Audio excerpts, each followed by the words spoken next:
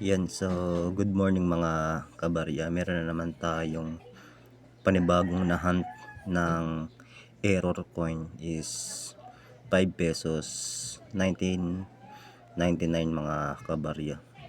So napakaganda ng pagka error coin nito mga kabarya.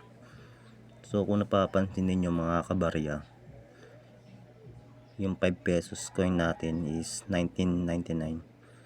Ayan siya mga kabarya. Ayan. So isusum natin mga kabarya para makita ninyo.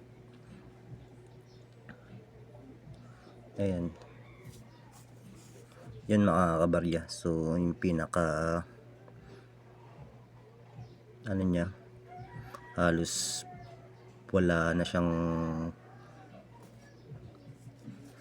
pirma. Ayan. Pati yung mga letra niya mga kabarya, yung salitang Republika ng Pilipinas. So halos kung napapansin niyo mga kabarya, napaka solid.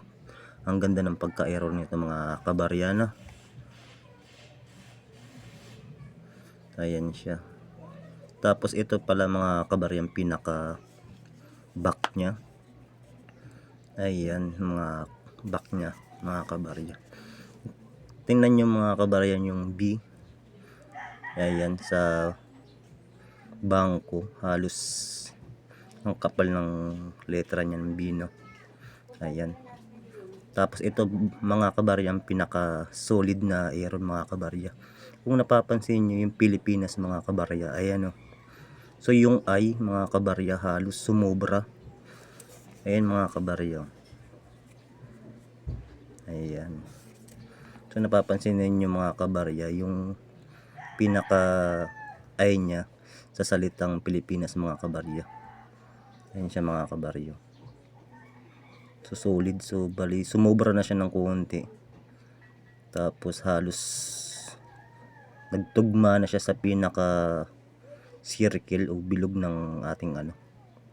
Ayan siya mga kabarya. Ganyan siya ka-solid. Ganyan siya kaganda mga kabarya. So yung mga ganitong error coin mga kabarya is collectible. So pwede nyo silang itabi o itago muna mga kabarya para ano, may mga kolektor na iba naghahanap ng mga solid na error coin katulad ng ganitong coin mga kabarya.